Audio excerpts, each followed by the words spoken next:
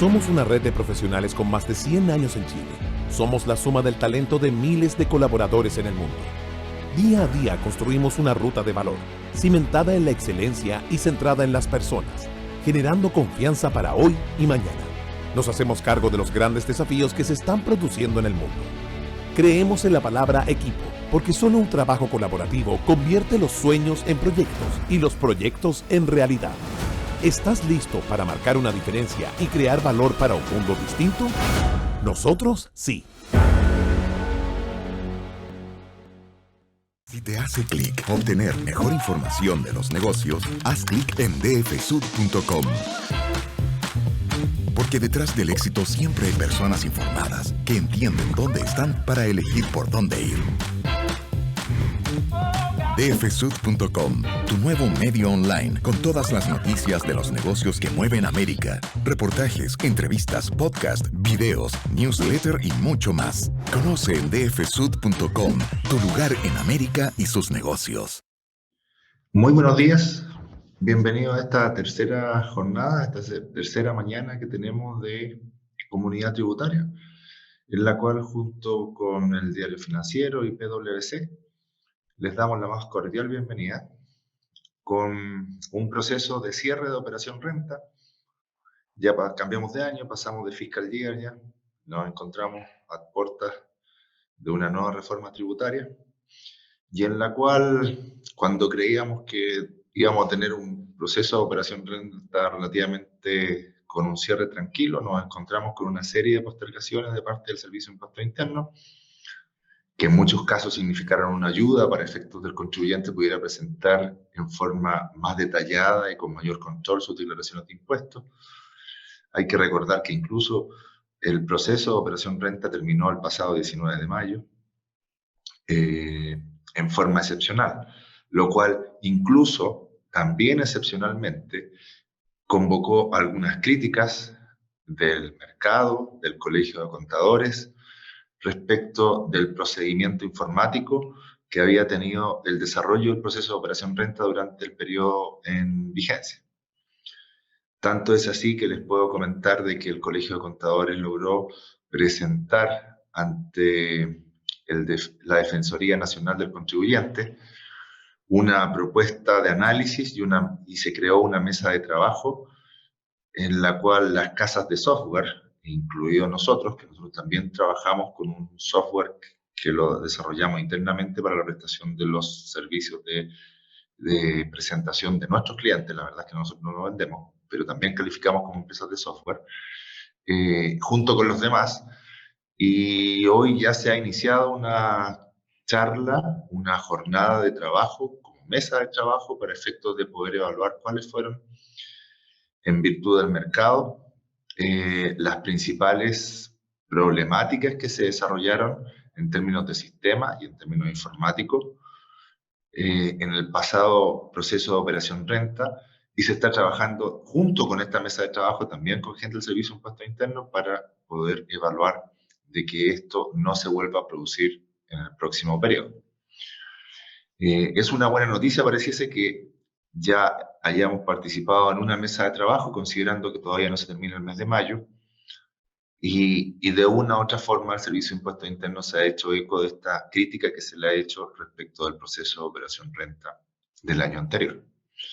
Esas mismas dificultades informáticas que se presentaron, en particular desde mi punto de vista, con los contribuyentes que son y califican como PYME, si pudiera hacer una mención, nosotros como casa de software recibimos cierta actualización del software y validaciones del software relativamente importantes los últimos días del mes de abril, lo cual suena extraño, ¿verdad? Suena raro que se realice una validación nueva en los últimos días de abril, en consideración que pueden existir muchos contribuyentes que ya hayan presentado previamente la declaración de impuestos. Entonces, si me cambian los validadores del software, podrían encontrarse con inconsistencias, las cuales afectarían eventuales devoluciones o podría significar eventuales llamados de parte del Servicio de Impuestos Internos para efectos de revisiones posteriores por inconsistencias que emanan del propio sistema.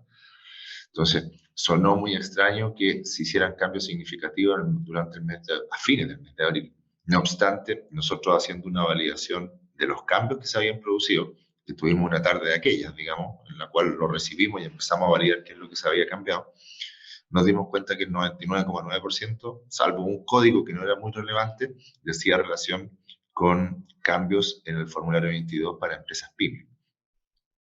Con lo cual, efectivamente, el Colegio de Contadores se hace eco de todo lo que acabo de comentar y inició esta campaña, primero comunicacional, y que da cuenta hoy día de una reunión con todos los estamentos, particularmente el Servicio de Impuesto Interno, para efecto de validar qué es lo que pudo haber sucedido y de qué forma se puede mejorar.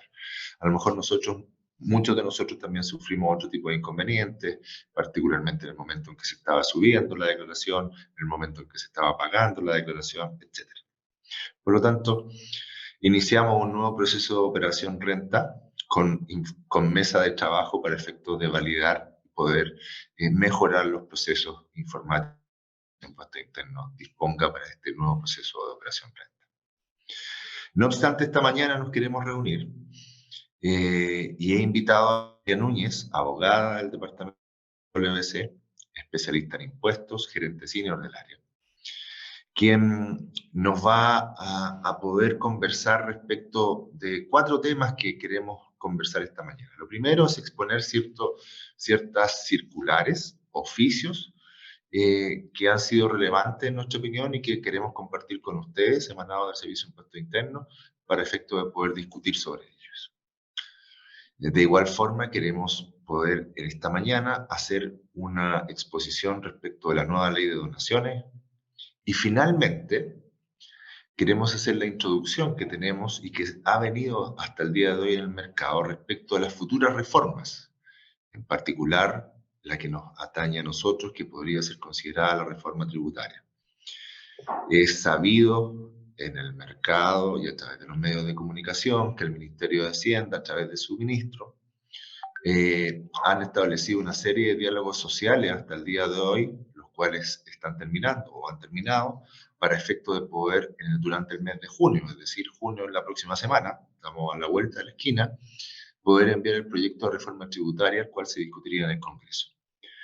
Por lo tanto, es muy probable que en el corto plazo es el próximo mes, ya dispongamos de un proyecto de reforma tributaria.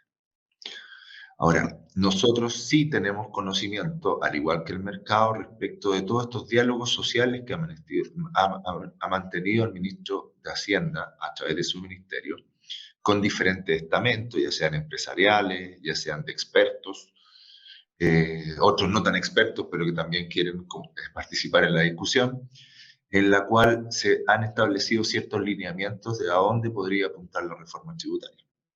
Y eso es lo que queremos nosotros el día de hoy, participar y exponer previamente el envío ya definitivo y mucho más concreto respecto de una posibilidad de reforma tributaria. Por lo tanto, el día de hoy vamos a dejar libre a Andrea Villalobos, que me acompaña a todas las sesiones. Y hoy día le vamos a pasar el peso de la exposición a Natalia Núñez, quien me acompaña esta mañana. Muy buenos días, Natalia, ¿cómo estás? Hola, buenos días a todos, ¿cómo están? Espero que todos muy bien. Y sí, como dijo Luis, la idea de esta reunión es un poco salir de esta larga operación renta que hemos tenido entre abril y mayo y el 19 de mayo. Sabemos que todavía nos queda el tramo de las declaraciones juradas de junio, así que todavía estamos en curso, pero entre medio han ido pasando hartas novedades. Este loop de reformas tributarias que empezó hace varios años y ha continuado, todavía tiene con diversos cambios y bueno, y durante estos últimos 2 meses han pasado hartas cosas a nivel normativo, a nivel legislativo, y hay proyectos de ley, hay diálogos sociales, están pasando hartas situaciones y es importante que estemos actualizados para poder participar de la discusión, ¿cierto? Entonces, la idea de esta sesión en particular es, bueno, primero a propósito de la ley 21.420, que se dictó en febrero y que comentábamos en una comunidad tributaria anterior, el servicio ya está dictando normativa, está dictando circulares y está dictando instrucciones que son relevantes y que hay que tener en vista para el momento en el cual la ley entre en vigencia completamente. También se dictó una nueva ley de donaciones que, como dijo Luis, vamos a comentar un poquito acerca de los diálogos sociales y tres puntos importantes que están en vista de esta potencial reforma tributaria que anunció el gobierno y que ha sido rebatido y complementado en estos diálogos sociales que hay que tener en cuenta. E incluso recordemos que hay un par de proyectos de ley, como por ejemplo el que obligaría a los bancos a informar saldos en cuentas corrientes al Servicio de Impuestos Internos, que aún no se ha promulgado, pero que está ahí en discusión y es probable que entre en vigencia en algún momento en las próximas semanas. Entonces están pasando muchas cosas y tenemos que estar actualizados sobre las materias. Entonces vamos a partir primero con el tema de las circulares. Nos hemos enfocado principalmente en las relacionadas con la ley de financiamiento de la pensión garantizada universal, aunque hay un par más que también vamos a comentar. A propósito de las nuevas circulares, solamente como contexto, estas modificaciones que se efectuaron a propósito de la ley 21.420. Que esta ley, para financiar la pensión garantizada universal, hizo diversas modificaciones, tanto en la ley sobre impuesto a la renta, en el IVA, en materias de impuesto a la herencia, en particular con las indemnizaciones de los seguros de vida, en el impuesto territorial, agregando una nueva sobretasa, un nuevo tramo a la sobretasa que se incorporó hace un par de años al impuesto territorial. A los bienes de lujo se incorporó un nuevo impuesto especial de un 2% sobre el avalúo fiscal, entre comillas, de estos bienes, y se eliminaron los beneficios del DFL2. No por completo, sino que se limitaron en forma bastante drástica. En este contexto, bueno, el Servicio de Impuestos Internos ha tenido que ir dictando las respectivas circulares para dar las instrucciones, ¿cierto? Entonces, bueno, partió primero tomando una reforma anterior que tiene que ver con la eliminación de las sociedades plataformas. Vamos a partir por la circular número 15 que se dictó en abril de este año, ¿ya? Y que viene a regular la derogación del artículo 41D, que si bien se dictó hace un par de años, tenía vigencia a partir del 31 de diciembre de 2021 y por lo tanto a partir del 1 de enero del 2022 se deberían regular cuál es la situación de las sociedades plataformas de inversión. Y aquí, haciendo paleontología tributaria, estas plataformas de inversión fueron establecidas a principios de los años 2000 con el fin de incentivar determinadas inversiones extranjeras que a su vez, en el fondo, se localizaran en Chile determinados inversionistas multinacionales, pero que pudieran situar las inversiones desde Chile.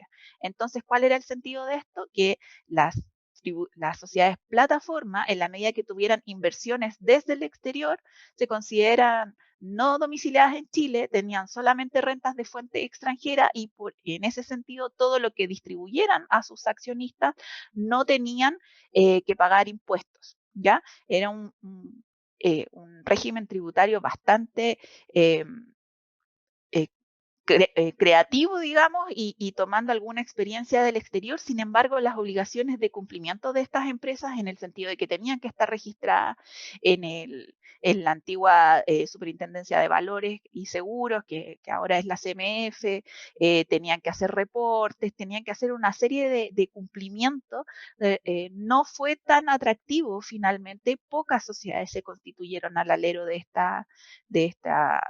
este régimen y en definitiva terminó un poco en desuso. Entonces lo que se estableció, y además que iban en contra o un poco a contrapelo de las directrices que la OCDE, o sea, que Chile fue tomando desde la OCDE para ser incorporada a esta entidad en el año 2010. Entonces, una de las recomendaciones fue eliminar estos regímenes, digamos, de baja o nula tributación. Entonces, bueno, a la luz del desuso de estas plataformas y de las recomendaciones de la OCDE, finalmente se derogó este régimen y con vigencia a partir del año tributario, o sea, del año comercial 2022. Entonces se dictó esta circular que viene a señalar que las sociedades que aún tenían este régimen, a partir del 1 de enero de 2022 deben incorporarse al régimen general establecido en el artículo 14, letra A de la Ley de la Renta. Y además deben llevar contabilidad en moneda nacional, ya por regla general, salvo que durante este año soliciten llevar la contabilidad en moneda extranjera nuevamente, o sea, las autorizaciones que tuvieran anteriormente ya no corren y tienen que hacer una nueva solicitud a la luz de la normativa general, digamos, del artículo 17 y 18 del Código Tributario. Eh, lo relevante sí de estas sociedades es que todas las utilidades y los ingresos que tuvieron con anterioridad, mientras estuvo vigente el régimen, siguen manteniendo su carácter. Por lo tanto, en la medida que tengan utilidades que le van a distribuir a accionistas no domiciliados o residentes en Chile, no van a tener ninguna tributación. ¿Ya? Todas las utilidades, obviamente, que se generen a partir del año 2022 van a tener el tratamiento del régimen general, digamos. Pero todo lo que se acumuló y que no hubiera sido distribuido hasta la fecha del término del régimen va a mantener su característica y va a poder ser distribuido a accionistas no domiciliados ni residentes en Chile sin ningún orden de imputación, dice la ley. Así que eso lo viene a reafirmar esta circular y regular digamos, los efectos de esta entrada, de esta derogación efectiva a partir del 1 de enero de este año. Por otro lado, otra de las circulares más bien sustantivas que empezó a dictar el Servicio de Impuestos Internos es la circular 19, dictada en abril también del 2022, y esta en el marco de otra reforma, que no tiene que ver con impuestos propiamente tal, sino que es una modificación a la ley del consumidor. Dentro de varias modificaciones que se hicieron a la ley del consumidor, se extendió la garantía legal que deben otorgar los vendedores sobre los productos y los servicios que prestan. Entonces se amplió esta garantía general legal de 3 a 6 meses y consecuencialmente en la legislación tributaria entonces tuvo que adecuar su normativa para poder reconocer este derecho que tienen los consumidores a devolver ciertos productos dentro del plazo de 6 meses o resiliar los servicios dentro del plazo de 6 meses. Entonces, en ese contexto, pensando en que es una norma de derecho del consumidor no tributaria, se dictó una breve referencia en la ley, digamos, diciendo de que se modifica tanto el artículo 21 como el artículo 70 de la ley del IVA, modificando el número 3 a 6. Eso es todo lo que dice la ley y por lo tanto la interpretación quedó absolutamente entregada a la circular correspondiente que fue dictada justamente en abril de este año. ¿Ya? Entonces, lo que dice el Servicio de Impuestos Internos es que se modifica, primero aclara, y esto es importante tenerlo presente, que las notas de crédito ahora van a poder modificar las facturas o eventualmente la guía de despacho, si fuera la guía de despacho la que documentó la entrega de los bienes, de hasta 6 meses anteriores a la nota de crédito. No 3 como antes, ¿cierto? Pero ojo, esto aplica a las devoluciones y a resiliaciones de servicios. No modifica el plazo, por ejemplo, de los descuentos. Los descuentos en la ley del IVA no tienen plazo, por lo tanto, eso no se modifica. Tampoco se modifica el plazo de las notas de créditos emitidas por anulaciones de factura, que recordemos que esto estuvo por mucho tiempo regulado en una resolución administrativa, la 45 del 2003, estuvo por mucho tiempo ahí hasta que en la reforma tributaria del 2020 se incorporó a la ley en el artículo 22. ¿Ya? Ese artículo no se ha modificado. Por lo tanto, el plazo de los 6 meses solo corre para las devoluciones y para las resoluciones de servicios, no para las anulaciones y no para los descuentos. Eso es muy importante. Y lo otro importante que tomó el Servicio de Impuestos Internos es que la interpretación que le dio a la vigencia de esta norma es bastante extensiva, porque en el fondo lo que señaló, uno podría haber dicho, bueno, a partir de la entrada en vigencia de la ley, que sería el 24 de marzo, todas las compras realizadas a partir del 24 de marzo, bueno, tienen un plazo de 6 meses para eventualmente ser devueltas, por ejemplo. Pero no fue lo que señaló el servicio. El servicio dijo, bueno, a partir del 24 de marzo, toda nota de crédito que se emita puede puede venir a modificar o a representar una devolución de una compra realizada hasta 6 meses atrás. Entonces, si uno tenía una nota de crédito de antes del 24 de marzo, por ejemplo, del 15 de marzo, solo podía afectar a operaciones de hasta el 15 de diciembre, porque solamente podía afectar hasta 3 meses atrás. Pero si tengo una nota de crédito a partir del 25, no sé, el 25 de marzo, por ejemplo, puedo afectar incluso compras o entregas realizadas hasta el 25 de septiembre del año anterior. O sea, vino a ser una interpretación bastante pro contribuyente en esta circular 19. Entonces, aquí lo que manda en definitiva, y para hacer un poco más práctica, es la fecha de la nota de crédito. Si la nota de crédito fue después del 24 de marzo, puede anular operaciones, o sea, no, puede representar o puede documentar la devolución o la resiliación de un servicio de hasta 6 meses anterior. Si es anterior al 24 de marzo, la regla antigua, digamos, de los 3 meses. Ya se ha dictado un par de oficios, como por ejemplo el oficio 1478, en esta materia, que hace aplicable esta misma interpretación. ¿Alguien iba a decir? Natalia, solo recordar que a los asistentes de que pueden realizar sus consultas a través del chat y nos los van a hacer llegar para que nosotros podamos responder a través de esta vía, o bien, si es que en algún momento algo se nos queda en el tintero, se lo haremos llegar posteriormente. Pero están abiertas los canales para efecto de que ustedes puedan realizar las consultas pertinentes. Solo recordar eso a los asistentes, Natalia. Gracias. Súper. Y bueno, ya entrando en materia de la ley de la pensión única garantizada, efectivamente, se dictó a fines de abril, el 21 de abril, la circular 20, que fue una circular bien esperada, sobre todo por la industria de los seguros. Ya recordemos que a partir de esta modificación, y en particular a partir de los contratos celebrados a partir del 4 de febrero del 2022, las indemnizaciones que se paguen por causa de seguros de vida quedan afectas al impuesto a la herencia. ¿Ya? ¿Y cómo quedan afectas? Bueno, en definitiva, la ley lo que señala es que la compañía de seguros va a tener que hacer una retención sobre la indemnización pagada por seguros de vida. Hubo una gran discusión al momento de dictar la ley sobre qué se entiende por seguro de vida, porque los seguros en Chile se distinguen entre los seguros del primer grupo, que son los seguros, digamos, de bienes, y los seguros del segundo grupo, que son los seguros de personas. Entonces, bajo una interpretación extensiva, mayoría de los seguros de crédito, de los seguros obligatorios del COVID, los seguros de accidente del trabajo, todo lo que fuera seguro de persona en principio podía caer, y que tuviera un componente de pago por riesgo de muerte de una persona, podía caer dentro de esta normativa. ¿Ya? La ley no aclaraba ese punto, y la circular vino a confirmar una interpretación también bien pro contribuyente del Servicio de Impuestos Internos, en el sentido de que, a pesar de que la ley no excluye el resto de los seguros de vida, salvo el seguro de desgravamen hipotecario y el seguro total, esos y la cuota mortuoria, son los 3 seguros, digamos, que la ley expresamente excluye. Sin embargo, el Servicio de Impuestos Internos excluyó, por esta interpretación, que puede ser discutible, pero al final tiene algún sentido, eh, excluyó también los seguros de desgravámenes, de créditos hipotecarios, o sea, de créditos normales, no necesariamente de los hipotecarios.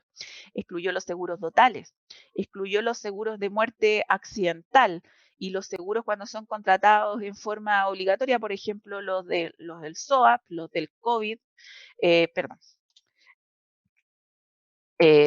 los seguros que uno contrata por accidentes, como los accidentes escolares, etcétera.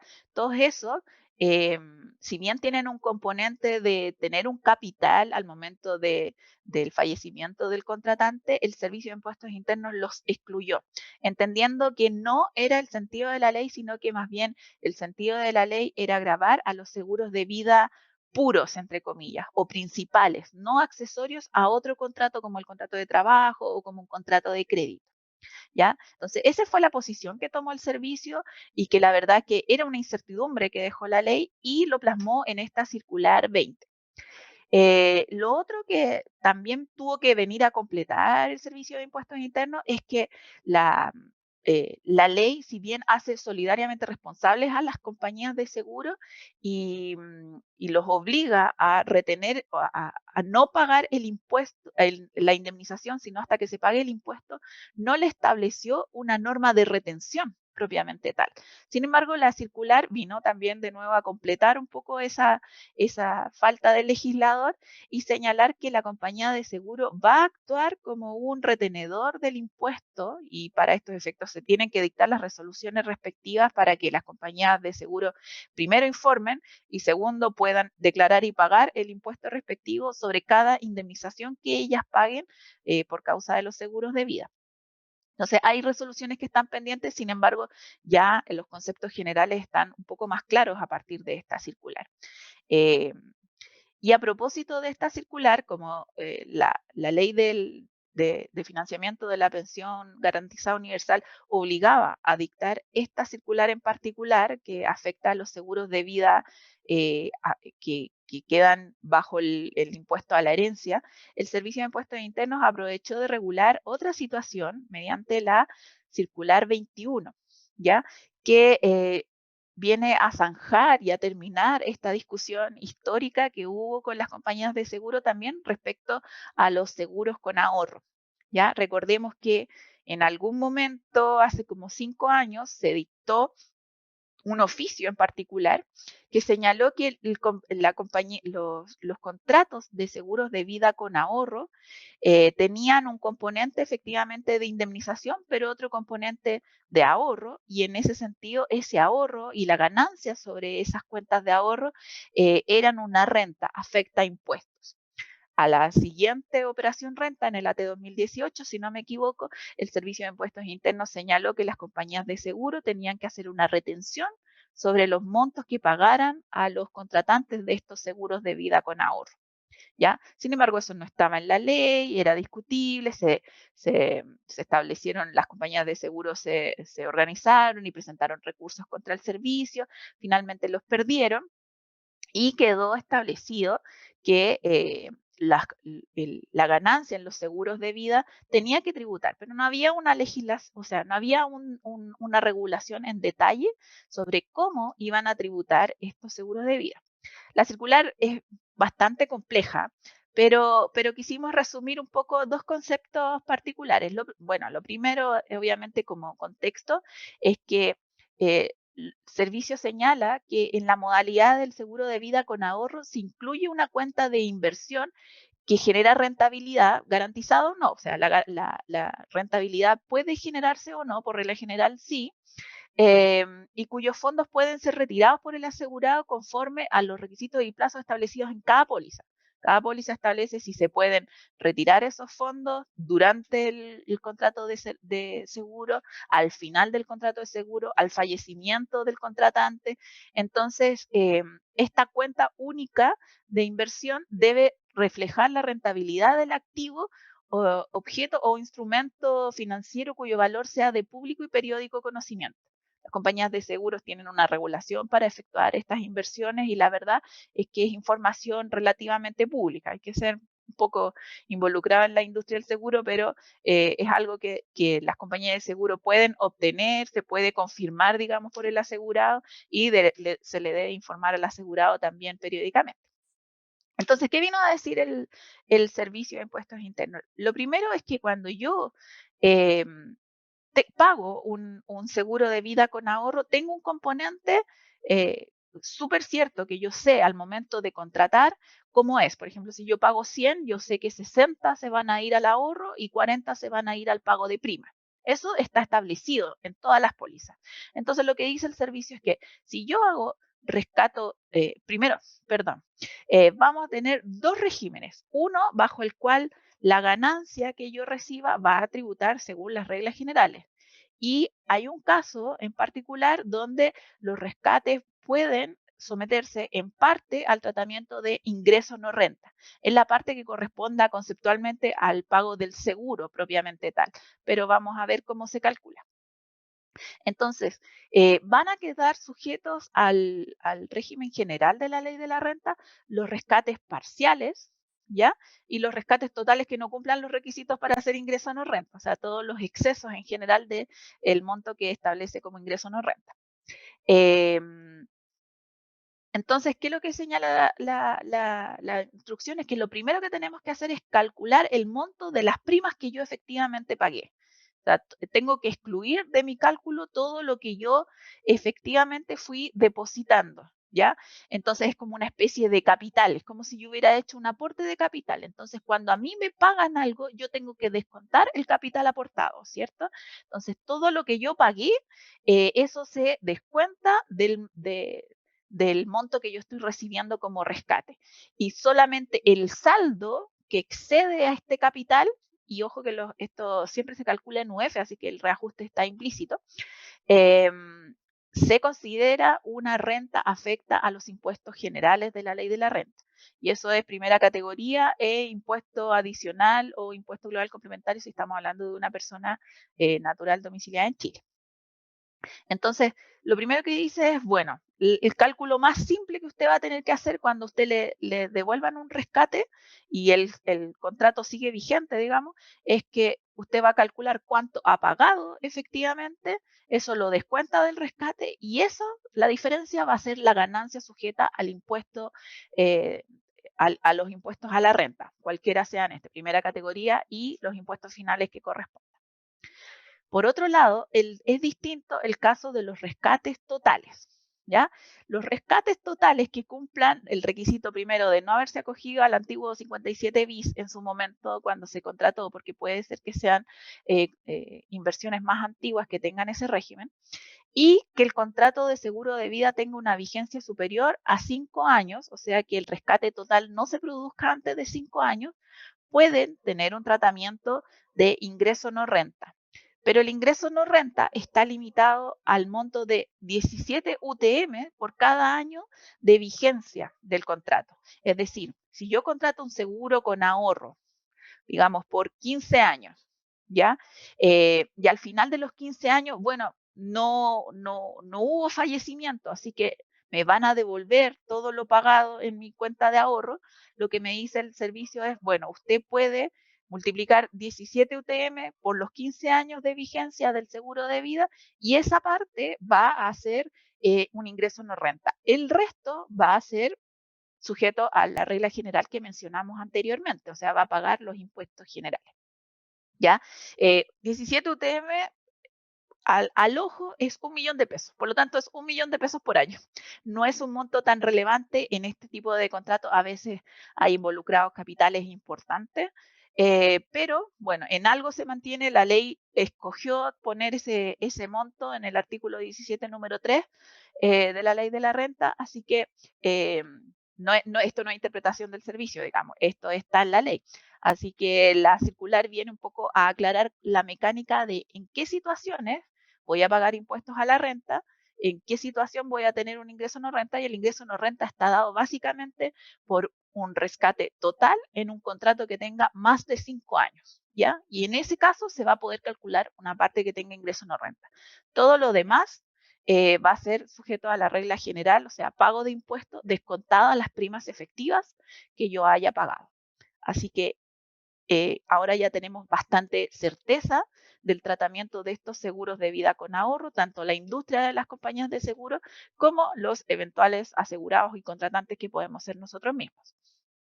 Finalmente, comentarles que, bueno, la regla general va a ser que la compañía de seguro va a hacer una retención provisoria de un 15% sobre los montos que pague y luego cada contratante va a aplicar las normas que le correspondan al pago de la indemnización o al pago del rescate, digamos, de acuerdo a su propia situación particular, o sea, de acuerdo al contrato de cada contratante. Y bueno, y diferenciar aquí, porque los seguros de vida también pueden caer dentro del tratamiento de la circular 20. Aquí estamos hablando de rescates, o sea, el rescate del contratante que hace el contratante o un tercero en vida, ¿ya? si el contratante fallece y todo esto se transforma en una indemnización por un seguro de vida, se va a la regla de que se aplica el impuesto a la herencia y no el impuesto a la renta, ¿ya? Entonces, ahí hay que distinguir rescates en vida, impuesto a la renta, fallecimiento, impuesto a la herencia. Pero en ningún caso ahora ya se va a poder ir sin impuestos, básicamente. Y la última circular para comentarles en el marco de la regulación de esta ley de financiamiento de la pensión garantizada universal es la circular 22, que es la última que salió en mayo de este año, que viene a regular la situación de la eliminación o limitación más bien de los beneficios del DFL2 y de la nueva sobretasas de impuesto territorial. En el caso de los DFL2, recordemos que la intención y el objetivo de esta norma es finalmente limitar a que los beneficios del DFL2 solo va a quedar en manos de, primero, personas naturales y segundo, limitado a 2 inmuebles por persona natural. Ya había habido una limitación en la ley 21.210 del 2020, señalando de que las viviendas que se habían adquirido por sucesión por causa de muerte, o sea, por herencia, desde el año 2020 entraban en la contabilización de los 2 inmuebles por persona, ¿cierto? Antes de eso, cualquier inmueble que se hubiera adquirido por herencia no contaba en el límite de 2, por lo tanto yo podía tener 2 inmuebles comprados y 20 inmuebles de FL2 adquiridos por herencia, y la verdad es que la ley no me limitaba a tener esos 20 inmuebles porque yo los había adquirido por sucesión por causa de muerte. ¿Ya? En el año 2020 me dijeron, bueno, los que usted adquirió históricamente yo no los voy a tocar, pero los que adquiera por herencia a partir de ahora van a entrar en la cuenta del límite de los 2 inmuebles por persona. ¿Ya? Eso vino a aclararlo la circular, no se había dictado una circular al respecto, pero lo viene a aclarar ahora. Y también señaló que a partir del año 2023, la ley va a limitar en todo sentido la tenencia de inmuebles con beneficios del DFL2. Por lo tanto, independiente que yo los haya comprado, permutado, adjudicado en una sociedad, adquirido por sucesión por causa de muerte, independiente del origen de cómo yo tengo los inmuebles, a partir del año 2023 van a quedar limitados los beneficios solo a los 2 inmuebles, a los 2 inmuebles más antiguos. ¿Ya? Y el resto van a perder los beneficios en la medida de que sean de la misma persona natural. ¿Ya? Las sociedades siguen estando excluidas y otro tipo de entidades también quedan excluidas. Así que, excepto las corporaciones y las fundaciones de carácter benéfico, ellos son los únicos que eventualmente podrían tener más de 2 inmuebles. Pero a partir del 2023, la regla general va a ser que solo vamos a poder tener 2 inmuebles con este beneficio. Al tercero, el inmueble pierde sus características de DFL2. ¿Ya? Recordemos que esta es una ley que quiere financiar, que quiere recaudar y en ese sentido, obviamente, va limitando las franquicias tributarias existentes. Y por otro lado, en esta circular se regula la sobretasa de impuesto territorial que se incorporó en esta ley. Primero aclarando una modificación que se había hecho cuando se incorporó la sobretasa en la ley 21.210. No se excluyó expresamente a los bienes fiscales y de propiedad municipal. ¿Ya? Y eso, al parecer, fue un error del legislador que se vino a corregir ahora, señalando de que retroactivamente en realidad hay que anular todos los giros y todos los cobros de esta sobretasa a los bienes fiscales y municipales, porque en realidad no había sido la intención del legislador en su oportunidad. Así que, mediante esta circular se aclara que cualquier cobro que se hubiera generado en el tiempo intermedio entre el año 2020 y el año 2022 se debe eliminar.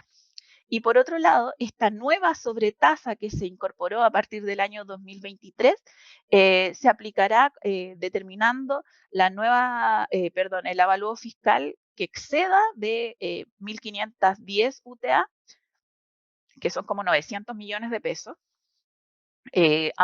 considerando el valor de dicha unidad en diciembre de 2022, que no sabemos, puede ser 1.000 millones de pesos de aquí en adelante. ¿Ya? Entonces son inmuebles realmente de mucho valor porque están considerando el avalúo fiscal. Recordemos que el avalúo comercial puede ser completamente distinto, puede ser el doble, puede ser el triple. Entonces, solo a esos inmuebles se les va a aplicar este nuevo tramo de la sobretasa. También en el marco, bueno, nos vamos a ir a los oficios y también queríamos un poco, porque hay mucha jurisprudencia, el servicio ha sido bastante prolífico, incluso con esta nueva administración, han salido bastantes oficios e interpretaciones de diversas consultas que han hecho los contribuyentes. Y en ese sentido quisimos tomar algunos oficios en particular que tienen que ver con esta ley de financiamiento de la pensión garantizada universal, esta ley que salió en febrero y que vino a eliminar una serie de exenciones en materia tributaria. ¿Ya? Lo primero es muy curioso, es señalar que el pago de esta pensión garantizada universal afecta al impuesto único de segunda categoría según las reglas generales. ¿Ya?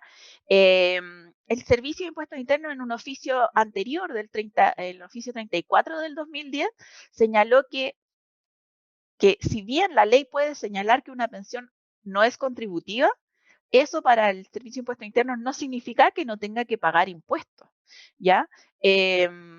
Significa que el pensionado no ha contribuido, ¿ya? No significa que la pensión no va a contribuir al erario nacional, sino que una pensión no contributiva significa que el pensionado no puso de su dinero, entre comillas, aunque eso puede ser discutible, para poder financiarla. Entonces, en ese sentido, ese concepto no contributiva no es que no pague impuestos. Este es un concepto que ya el Servicio de Impuestos Internos tenía desde el año 2010 y que lo hace aplicable a la interpretación de si la pensión garantizada universal va a tributar o no. Y en ese sentido, lo que dice es, sí, la pensión garantizada universal va a tributar según las reglas generales, impuesto único de segunda categoría, y en caso de que un eventual pensionado tuviera más de una renta, si tuviera más de una pensión o incluso si tuviera aún ingresos por sus actividades, va a tener que hacer una reliquidación anual del impuesto único de segunda categoría o del global complementario. Entonces, va un poquito a contrapelo de lo que uno podría pensar, este gran elemento de seguridad social que se implementó en febrero de este año. Pero va a pagar impuestos. Ya, ese es el primer mensaje que mandó el Servicio de Impuestos Internos sobre esta materia. Y también quisiéramos comentar unos oficios particularmente relacionados con las sociedades de profesionales. ¿Y por qué? Recordemos que se modificó la definición de servicios para efectos del impuesto al IVA, digamos. ¿Ya? Y el IVA entonces a partir del año 2023 va a afectar a cualquier actividad que se realice y por la cual se reciba una contraprestación, una remuneración, ya cualquiera sea la denominación de esta. Entonces, a partir del año 2023, la regla general, dijimos, es que todos los servicios van a estar afectados a IVA, salvo que se encuentren expresamente exentos. Una de las exenciones más relevantes a este respecto es aquella que se presten por personas naturales, ¿cierto? Y la ley incorporó también aquellas que se afecten con el impuesto de segunda categoría, incluyendo a las sociedades de profesionales. Entonces, ahora pasó a ser muy relevante y para efectos de IVA la normativa que existía históricamente desde el año 91 sobre sociedades de profesionales, ya que está pensado más bien en si una sociedad tributa en el impuesto a la renta como un contribuyente de segunda categoría o no.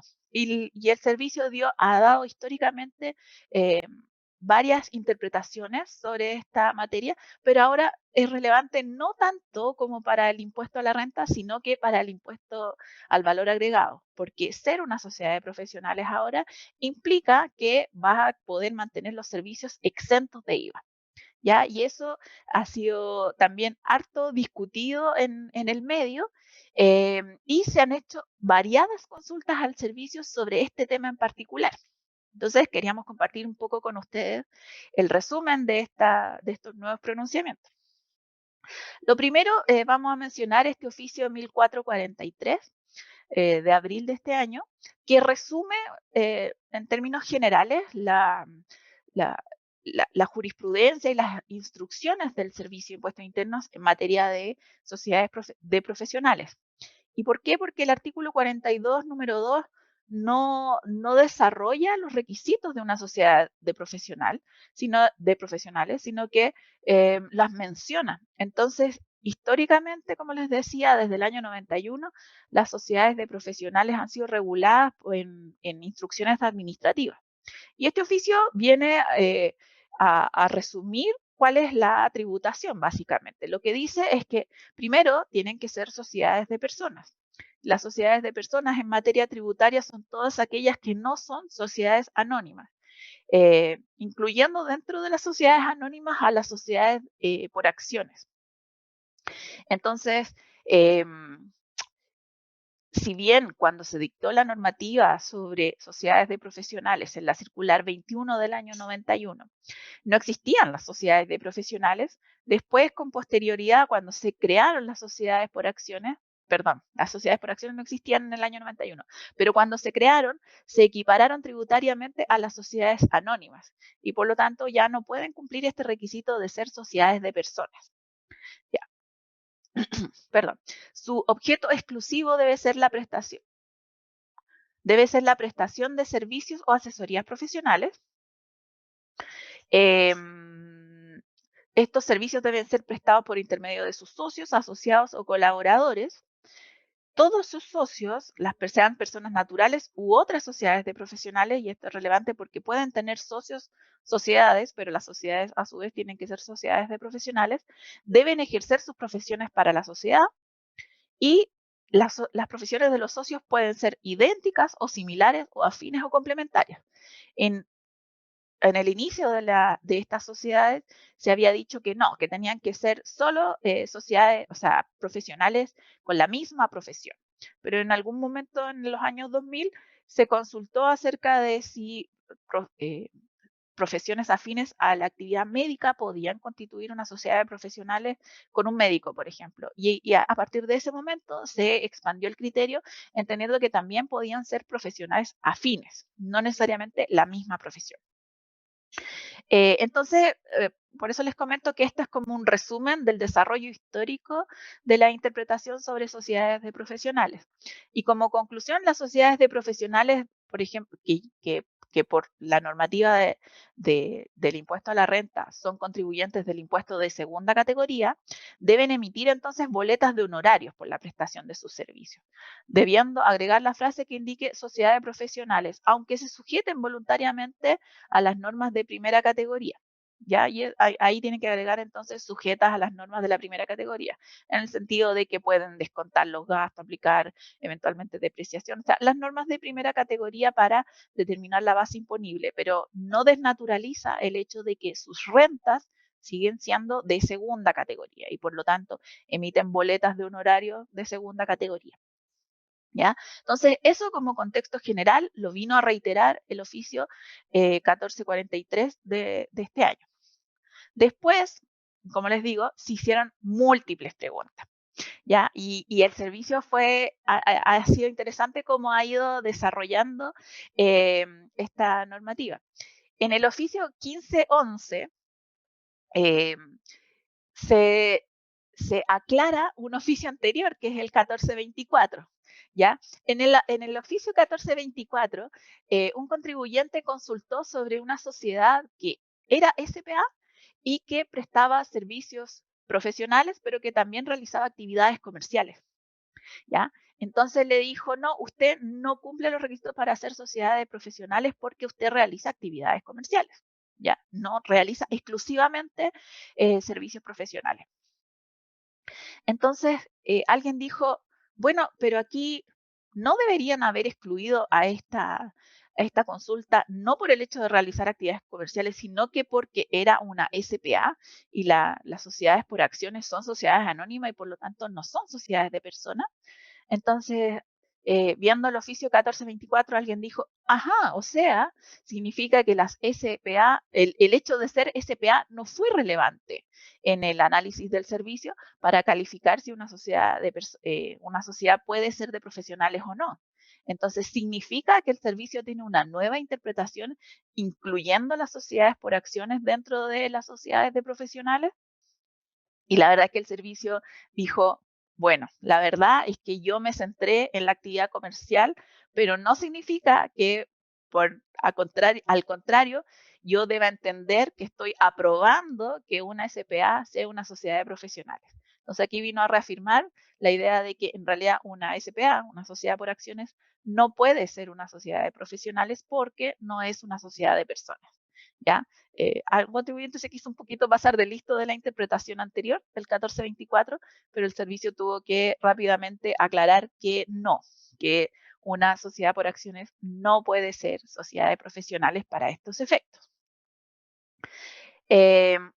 Un oficio muy relevante que salió hace muy poquito es respecto de que una sociedad por acciones se transforma en una sociedad de responsabilidad limitada.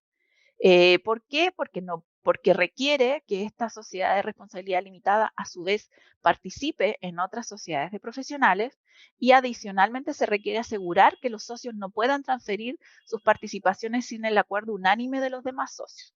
Eso es importante.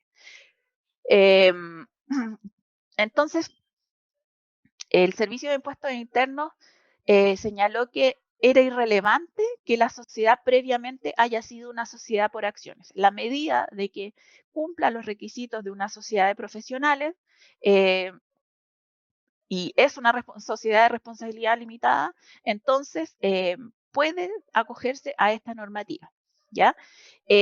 Aquí nada se habla del IVA, por si acaso, este oficio tiene que ver solamente con renta, pero consecuencialmente lo que está diciendo este oficio es que una sociedad que era una sociedad por acciones y que se transformó a una sociedad de responsabilidad limitada por las razones que aparecen en el oficio, ojo, eso es súper relevante, puede acogerse o puede calificarse como una sociedad de profesionales cumpliendo el resto de los requisitos.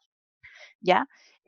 Lo otro que aclara es que cuando una sociedad de profesionales opta por declarar de acuerdo a las normas de primera categoría, no puede revertirlo. Eso también se había dicho anteriormente y lo viene a confirmar este oficio.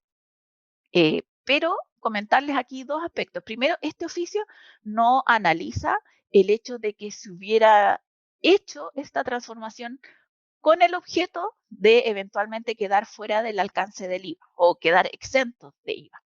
¿Ya?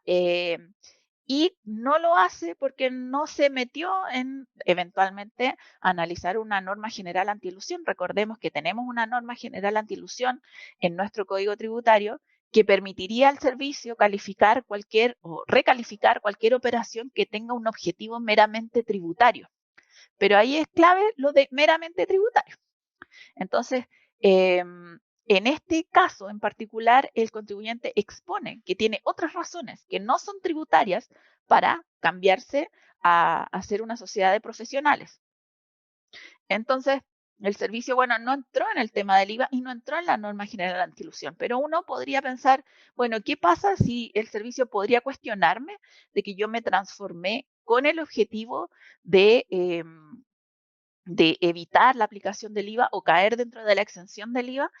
Y la verdad es que en este caso particular, el contribuyente expone ciertos antecedentes que lo sacan de la aplicación de la norma antielusión. ¿Ya? O sea, tiene antecedentes más bien societarios y de inversiones y de participación en otras sociedades de profesionales que tienen un sentido jurídico y económico distinto al meramente tributario. Por lo tanto, aquí no fue necesario entrar. Pero ojo con cualquier otra transformación de sociedad por acciones a sociedad de responsabilidad limitada con el objetivo de caer dentro de la exención, porque eso podría eventualmente ser elusivo si es que no hay otras razones distintas de las tributarias. ¿Ya? Entonces, este oficio es bien particular, pero hay que ser bien cauteloso con cumplir toda la descripción que sale ahí si uno eventualmente quisiera acogerse a este oficio. Y finalmente, otro oficio en materia de sociedades de profesionales, y todo esto en el marco de que sabemos que va a cambiar la norma a partir del próximo año y que las sociedades de profesionales van a caer en la exención de IVA, a diferencia de otros prestadores que sí van a quedar alcanzados con IVA. Entonces, un contribuyente en el oficio 1677 del 25 de mayo, que es muy reciente, consulta si se encuentra afecta a IVA una empresa de asesorías profesionales en economía, estudios de mercado y estrategia, que se realizan por medio de informes. Lo que señala aquí el servicio es, bueno, usted me está consultando por la normativa actual y en la normativa actual usted obviamente no está afecto al IVA porque bajo la normativa actual se requiere que usted realice actividades del artículo 20, número 3 y 4 de la Ley de la Renta para que califique por el hecho grabado servicios. Y en este caso los servicios profesionales no están alcanzados por el impuesto, pero sí hace la prevención desde ya que a partir del próximo año se elimina esa referencia de la ley de la renta y que por lo tanto todos los servicios van a estar afectos al impuesto, salvo que sean una sociedad de profesionales o caigan en alguna otra exención. Entonces ya aquí el servicio dijo, ojo, porque los servicios profesionales pueden estar exentos en la medida que se presten a través de una sociedad de profesionales. Y ahí volvemos a los oficios que comentamos anteriormente, donde se señalan cuáles son los requisitos y eventualmente si sociedades ya existentes pudieran acogerse ahora a ser una sociedad de profesionales. ¿Ya? Así que ojo con el tema de las sociedades de profesionales. Yo creo que en este segundo semestre eventualmente van a seguir las consultas sobre esta materia. ¿Y por qué? Porque cuando las sociedades, se dictó la ley que crearon las sociedades por acciones, muchas sociedades optaron por transformarse a ser sociedades por acciones. ¿Y por qué? Porque es un tipo social bastante fácil de administrar, tiene la transferibilidad de la participación mucho más sencilla que en el caso de una sociedad de responsabilidad limitada. El modo de administración es flexible, cada sociedad por acciones puede determinar si tiene directorio, si tiene gerente general, si tiene que actuar por unanimidad. La ley permite moldear una sociedad por acciones de acuerdo a las necesidades de cada empresa.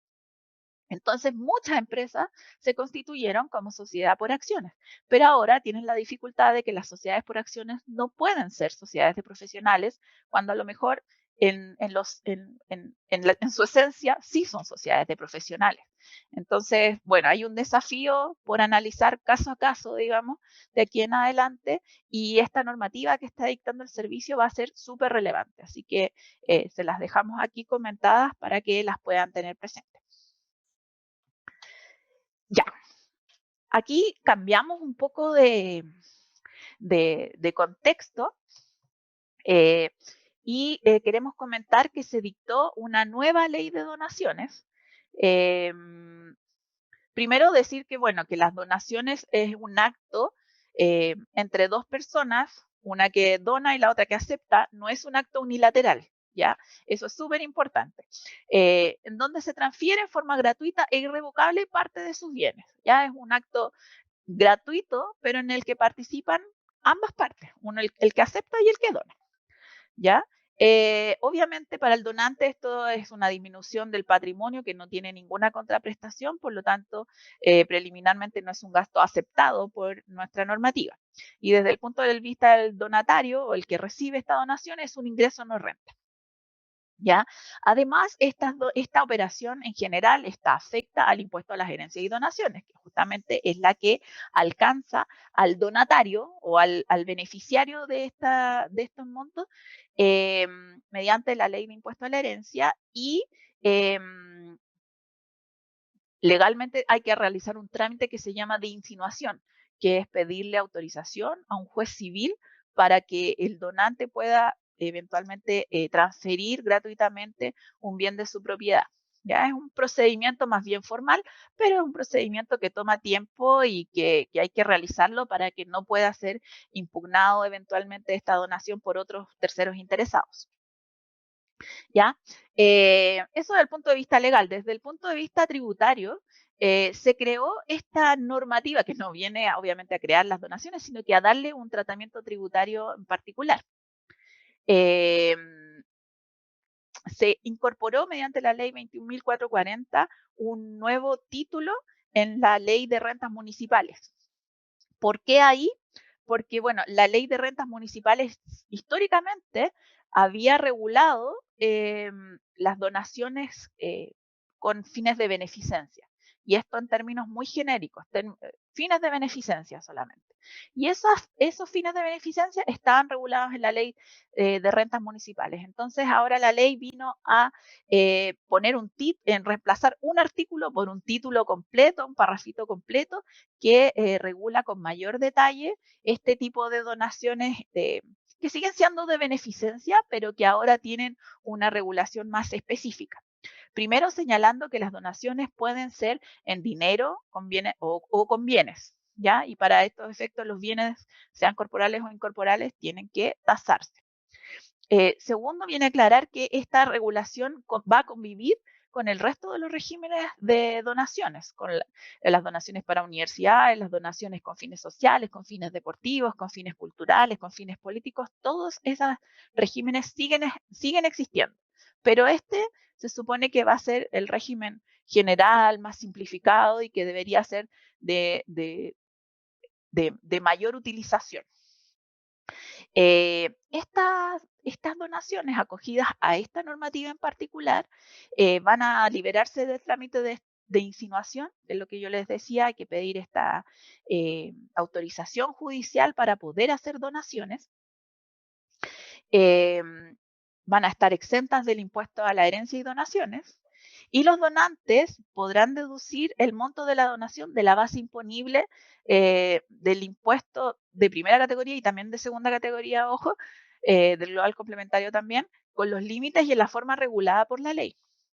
En particular, por ejemplo, los contribuyentes de primera categoría pueden donar bajo este régimen hasta 20.000 UTMs anuales y con cualquiera o con el límite de el 5% de la renta líquida o el 0,48% del capital propio tributario o el 0,16% del capital efectivo. Es decir, contribuyentes en pérdida tributaria también van a poder hacer este tipo de donaciones. Además, este tipo de donaciones no tienen el límite global absoluto, que sabemos que se dictó en su momento para poder darle una regulación general al régimen de donaciones. El exceso no está afecto al impuesto único del 40% del artículo 21 de la ley de la renta. Eso significa que, por ejemplo, si yo una empresa quiere donar 30.000 UTMs al año, bueno, 20.000 van a ser deducibles y las 10.000 en exceso no van a ser deducibles, pero tampoco se van a afectar con 40%, se van a afectar con la tasa del 27%. Y obviamente esta entrega de bienes no constituye venta porque no hay contraprestación, así que también la ley señala que no está afecta a IVA. Y respecto de la valorización de los bienes, bueno, cuando se entregan bienes hay que valorizarlos. Y se pueden donar de acuerdo al costo tributario o de acuerdo a valorizaciones, ¿ya? Em, es importante señalar que este régimen se va a administrar a través de un registro público electrónico que debería establecerse en un plazo máximo de 3 meses desde que se dictó la ley. Ese plazo vence en julio y no se ha dictado todavía el reglamento que implementa este registro. Pero la idea es que los donatarios primero se registren, o sea, los donatarios, los que quieren recibir este tipo de donaciones, se registren en este registro público y por otro lado, los donantes puedan informar que hicieron este tipo de donaciones, informar públicamente, obviamente, el monto y el beneficiario de estos montos, de manera de que se genere un poco automáticamente el certificado para que ellos puedan acreditar y tomarse los beneficios tributarios correspondientes. Entonces, debería ser un sistema bastante expedito. No hay que presentar un proyecto propiamente tal, no hay que hacer estos procedimientos más bien más complejos de las donaciones, de los regímenes de donaciones que existen actualmente con distintos fines. Se supone que viene a simplificar estas donaciones de beneficencia. Y aquí está la clave, porque la ley también expande el concepto de beneficencia y lo desarrolla. Y lo desarrolla incorporando todas estas causales. Primero señala, tiene más ejemplos en la ley, pero para que nos cupieran la lámina, lo pusimos más breve. Señala que los fines de beneficencia que cubre esta nueva normativa son el desarrollo social, el desarrollo comunitario y local, la salud, la educación, las ciencias, la equidad de género, las actividades relacionadas con el culto, el medio ambiente, el deporte, la cultura, la promoción de los derechos humanos, el desarrollo y protección infantil y familiar, el desarrollo de pueblos indígenas, de los migrantes, de las diversidades, fortalecimiento de la democracia, cooperación con el ciclo de riesgo de desastres, ayuda humanitaria, promoción y defensa de los animales y cualquier otro propósito de interés general que establezca el Ministerio de Hacienda por decreto supremo. Entonces, expande y desarrolla este concepto de beneficencia a algunas, eh, ideas que a lo mejor no estaba tan clara que estuvieran comprendidas. Entonces, cualquier institución que promueva alguno de estos objetivos se va a poder registrar, uno o más de estos objetivos, se va a poder registrar en este registro público de donaciones y va a poder ser beneficiaria de estas donaciones y así el donante va a tener los beneficios tributarios que comentamos. ¿Ya? Esperamos que de aquí a julio ya esté dictado el reglamento y ya esté implementado el registro para que pueda entrar en vigencia, porque en el fondo la ley siempre asume todo esto desde el punto de vista de que el registro está funcionando. Entonces, mientras tanto, por lo menos hoy día 27 de mayo, no está... no está funcionando el sistema, sin embargo, en la medida que se dicte este registro, bueno, debería estar implementado para para el próximo año tributario, digamos, y van a poder estar acogidos a esta normativa. Así que es interesante, la idea es simplificarlo, ojalá que cuando esté implementado efectivamente sea un registro relativamente sencillo de registrarse para los beneficiarios y de informar para los donantes, de manera de que se simplifique el proceso administrativo de acreditar este tipo de donaciones. Y por último, y comentarles que en este momento se están realizando las últimas audiencias que tienen que ver con la futura reforma tributaria que ha propuesto el gobierno. ¿Ya?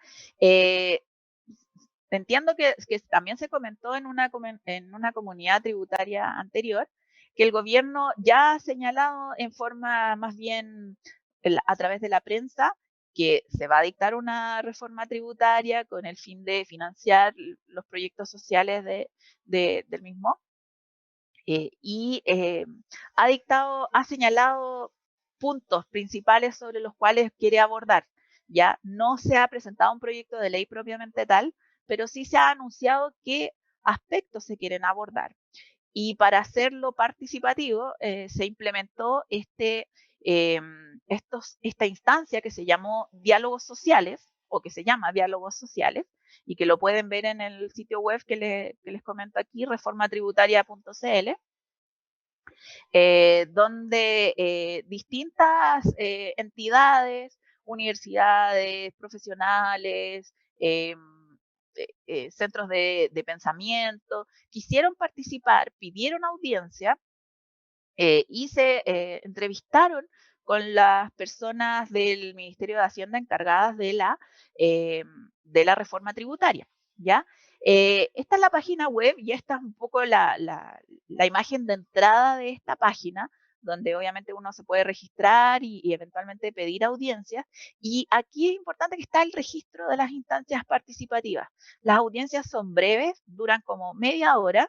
Así que uno puede ver la grabación de la audiencia y ver qué es lo que expusieron eh, cada uno de los participantes en estos diálogos sociales. Entonces también queda el registro para cuando se dicte el proyecto de ley de ver qué tanto el gobierno pudo tomar de las observaciones que hicieron los participantes en estos diálogos sociales.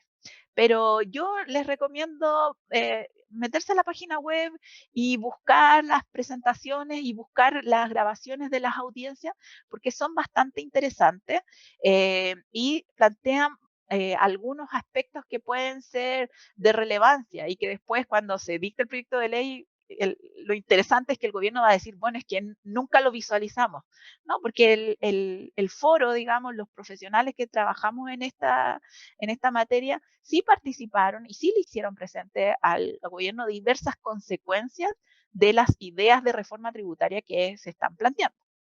Y en particular, por ejemplo, hay tres temas que son que impactan a la mayoría de las empresas de las cuales ustedes participan. Por ejemplo, primero el tema de la desintegración. El gobierno ha anunciado de que lo que busca con un fin recaudatorio y de que efectivamente se paguen los impuestos que corresponden en las instancias que corresponden, se quiere eliminar la integración, o en este momento semi-integración, perdón, del sistema, ¿ya? Entonces, el impuesto de primera categoría o el impuesto corporativo no estaría relacionado con los impuestos a las distribuciones. Serían impuestos separados y que han anunciado que supuestamente, y como no hay proyecto de ley, no sabemos cómo lo pretenden implementar, pero han señalado supuestamente de que la carga total que dejarían para una empresa en Chile entre el impuesto corporativo y el impuesto a los dividendos debería acercarse al promedio de los países OCDE. Y ya ese concepto ha sido muy rebatido en estas instancias de diálogos sociales, porque depende del economista y depende de, en el fondo, el sentir de cada una de las personas que analiza ha salido con ¿cuál es el promedio de la OCDE? Eso no es un concepto unívoco, depende del economista que lo calcule. Entonces, eh, el foro, digamos, está bastante preocupado de cuál es el paradigma que está mirando el gobierno para establecer de que nos vamos a acercar a la carga tributaria promedio de la OCDE. Eso ha sido bastante discutido. Lo segundo es que han discutido bastante cuál va a ser la complejidad del sistema. Recordemos que actualmente tenemos al menos tres sistemas que uno podría decir, el sistema semi-integrado normal, artículo 14A, digamos, el artículo PYME, o sea, el régimen PYME transparente, ¿cierto? Y en lo que tenemos de artículo 40, o sea, 14A, tenemos dos tipos de empresas, aquellas que distribuyen al exterior con sistema semi-integrado y aquellas que distribuyen al exterior con sistema totalmente integrado por efecto de los convenios de doble tributación. Entonces, y tenemos sistemas de renta presunta y tenemos todo esto.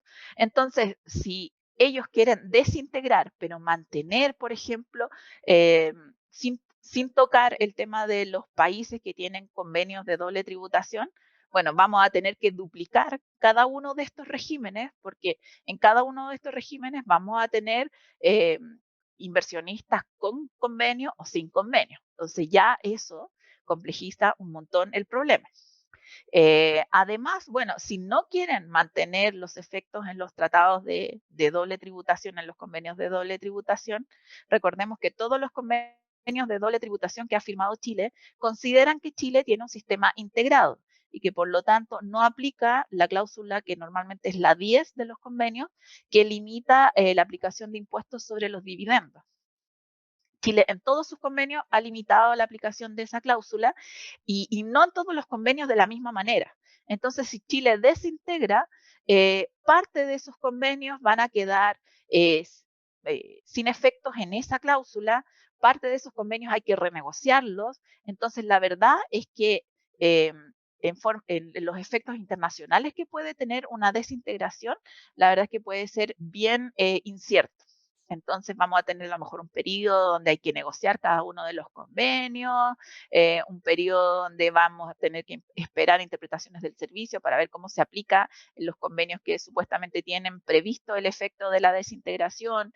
Entonces, también se le ha hecho presente al Ministerio de Hacienda todas estas complejidades en una eventual desintegración y finalmente para que se analice si los efectos, los beneficios son mayores a, a los desincentivos, a lo complejo que se estaría generando por esta desintegración. El segundo aspecto que también ha sido comentado en estas instancias de diálogos sociales es la limitación en el uso de las pérdidas, porque el gobierno anunció que que Chile tiene una característica muy particular en el sentido de que las pérdidas pueden ser arrastradas indefinidamente en el tiempo. Eso no es común, por lo menos en nuestros países vecinos no es común. Entonces, ahí habría un aspecto al cual se le podría, entre comillas, hincar el diente, ¿cierto? Hablando un poco coloquialmente. Pero no se ha señalado, y se señaló que en el fondo en Chile se va a limitar el uso de las pérdidas, pero no se señaló cómo. Entonces no sabemos si se va a limitar las pérdidas en tiempo, digamos, en los últimos 5 años, en los últimos 6 años, o en monto, solamente se va a poder ocupar un 80% de la pérdida, un 70% de la pérdida, como en algunos países se puede hacer. Entonces, la verdad es que todavía hay mucha incertidumbre y los efectos podrían ser súper distintos en unas u otras industrias. Sabemos que en Chile es un país intensivo en inversión en recursos naturales, en inversiones de largo plazo, en infraestructura.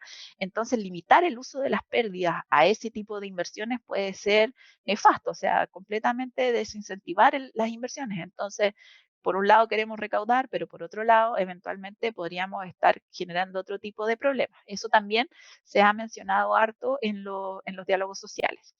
Y finalmente, comentar el tema de la norma general antiilusión, que actualmente existe, está en el Código Tributario. Se han hecho requerimientos por parte del Servicio de Impuestos Internos, y lo que ha señalado el Servicio de Impuestos Internos es que los requerimientos han sido efectivos en el sentido de que el contribuyente ha rectificado sus declaraciones de impuestos y no ha llegado a la instancia judicial. Adicionalmente, la norma general antiilusión ha tenido esta aplicación en los catálogos de conductas eventualmente elusivas y por lo tanto ha tenido un efecto disuasivo que todos podemos evidenciar, pero que el servicio también ha destacado en las cuentas públicas, digamos, que hace de la aplicación de la norma antielusión.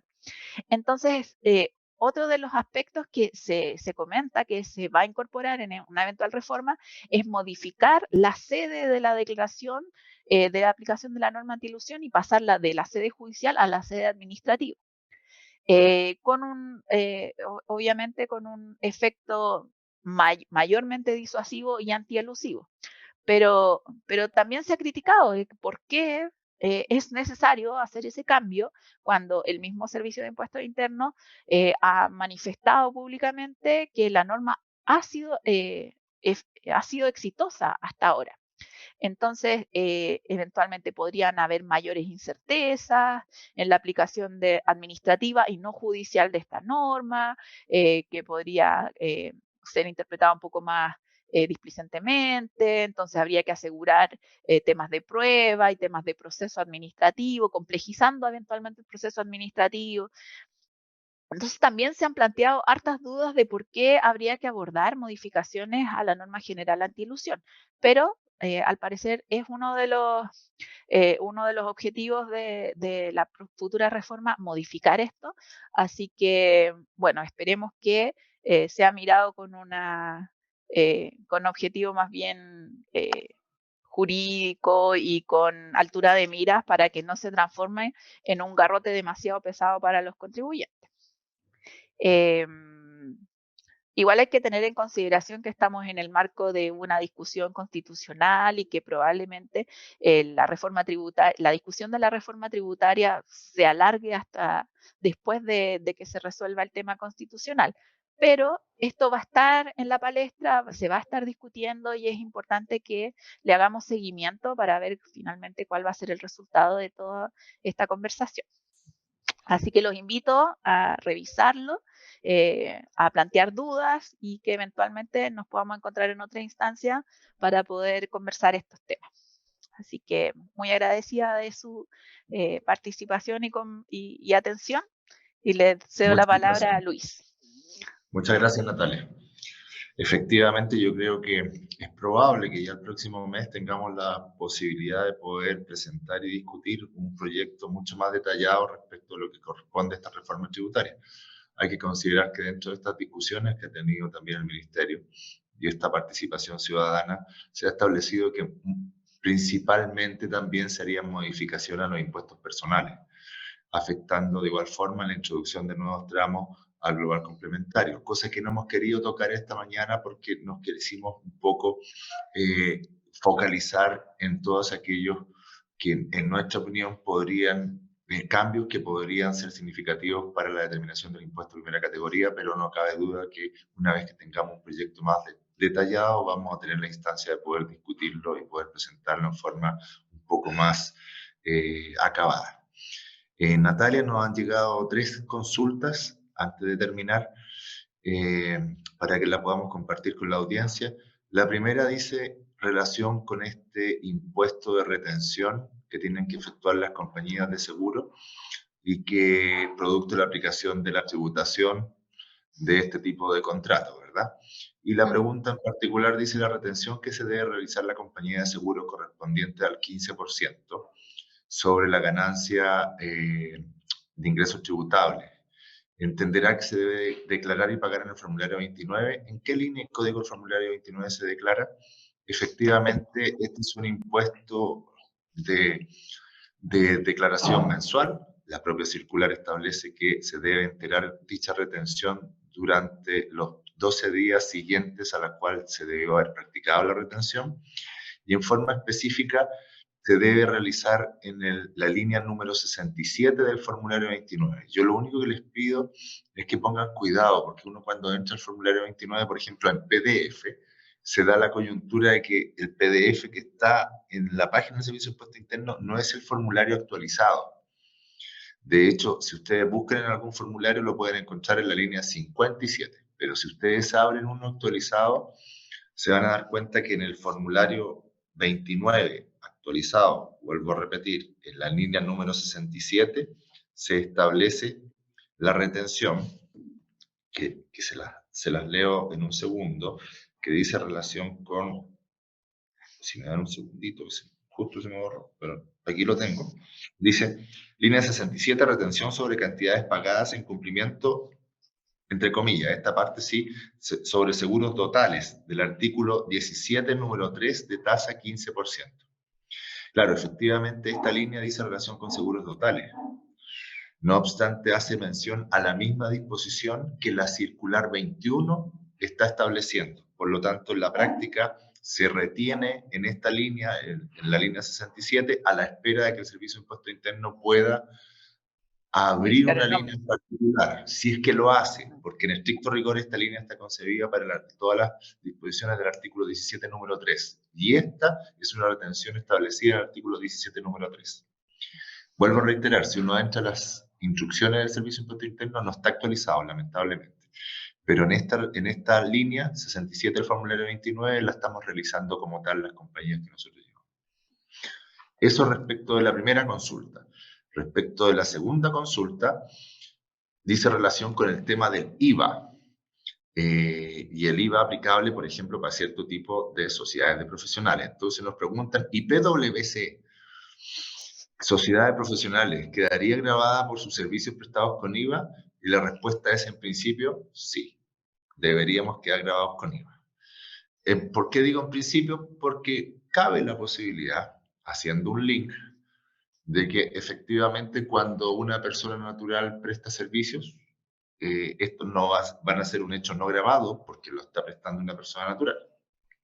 Por lo tanto, si eso lo extrapolamos a una sociedad de profesionales que está conformada exclusivamente por personas naturales que desarrollan una actividad o oficio, uno podría llegar a pensar de que efectivamente dicha participación podría no estar grabada con impuesto al valor agregado.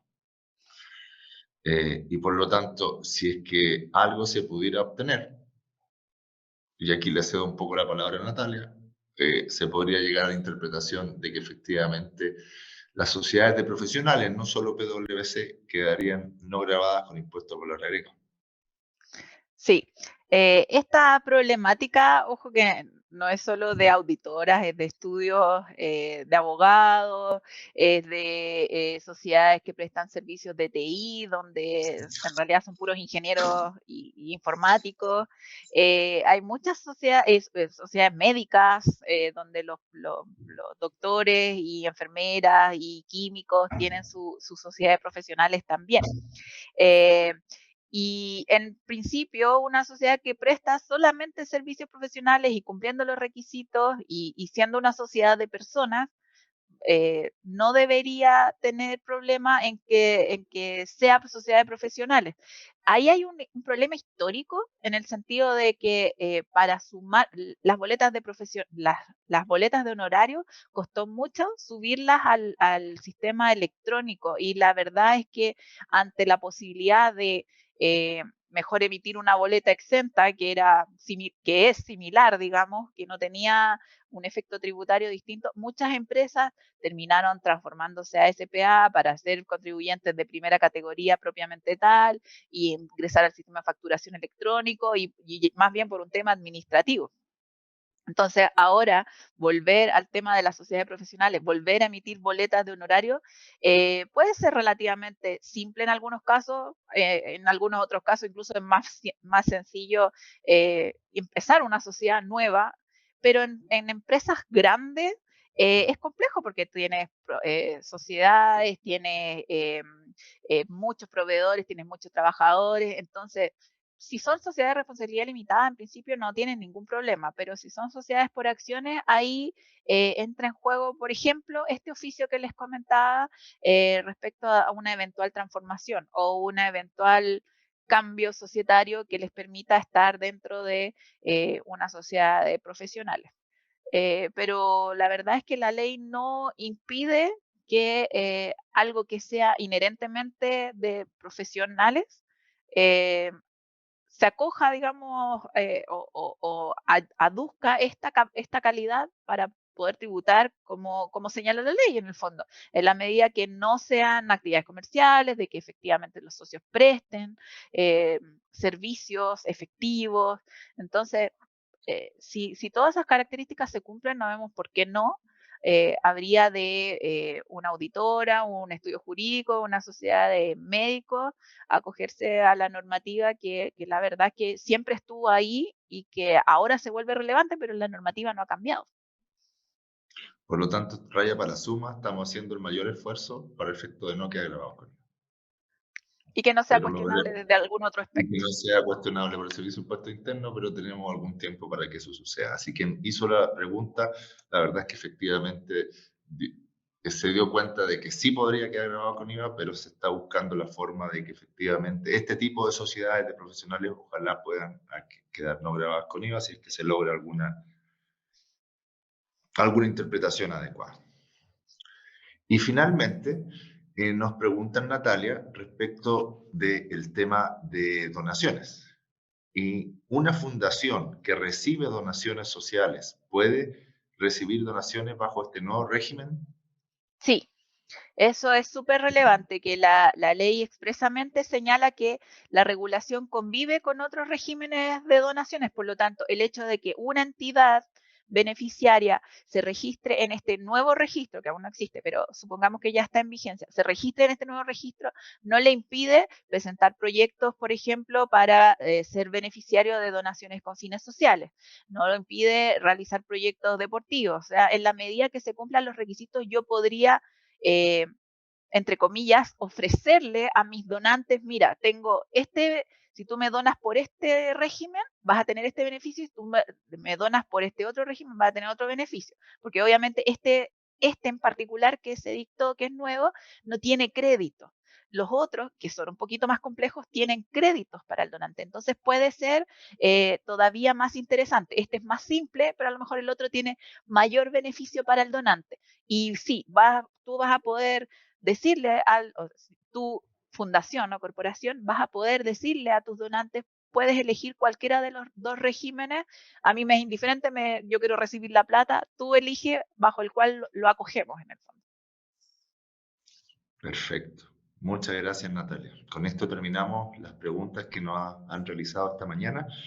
Quiero agradecerle a la audiencia. Entendemos de que concentramos bastantes temas que son a lo mejor difíciles de digerir, pero quiero agradecer a Natalia que lo hizo muy didáctico en términos de su exposición y el tiempo que nos dedicó en la preparación y exposición durante esta mañana. Así que los dejo cordialmente invitados para una próxima jornada, el próximo mes, en la cual probablemente tengamos ya algo más concreto que discutir respecto de lo que nos preocupa durante este periodo, este año fiscal, digamos.